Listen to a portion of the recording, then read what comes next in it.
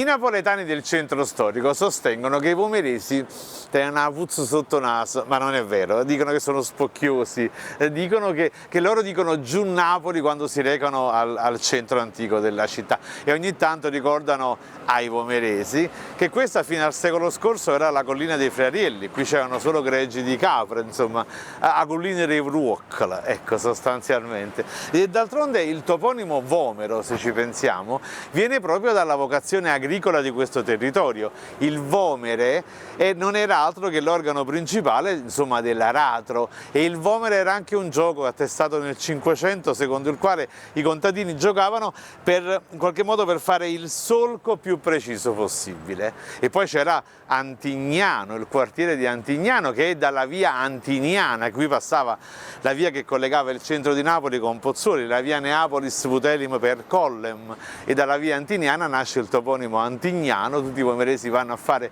la spesa al mercatino di Antignano.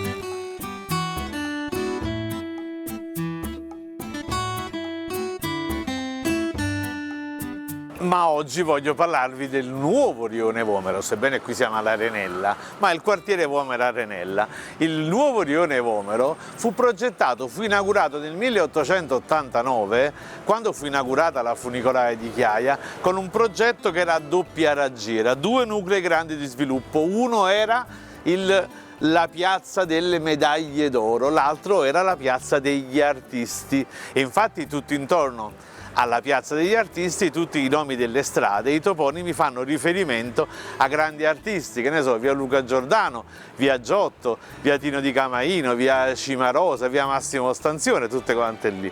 E poi ci sono poi la zona degli architetti, quelli sono ancora più prestigiosi, insomma piazza Vanvitelli, via Bernini, piazza Cosimo Fanzago. L'altro nucleo di sviluppo era la piazza delle medaglie d'oro, la piazza in cui siamo in questo momento. Ma attenzione, quali sono queste medaglie d'oro? E qui devo ammettere la mia ignoranza, perché canisciuno nasce imparata. Quando ero ragazzo credevo che le medaglie d'oro di questa piazza fossero medagliati delle Olimpiadi, quindi vincitori di medaglie d'oro alle Olimpiadi, tutt'altro. Si trattava invece di avieri, di combattenti, di eroi della Prima Guerra Mondiale, i quali vennero decorati appunto con la medaglia d'oro al valor militare. Sì, perché poi fra una cosa e un'altra, i lavori che cominciarono a fine 800 furono completati nel 1930, intanto era successa la Guerra Mondiale, quindi tenevamo gli eroi della Prima Guerra Mondiale, e quindi ecco Ugo Nutta, Guido Menzinger e poi Suarez, Domenico De Dominicis, Muzzi, Giuseppe Orsi, sono tutti eroi decorati con la medaglia d'oro al valor militare della Prima Guerra Mondiale.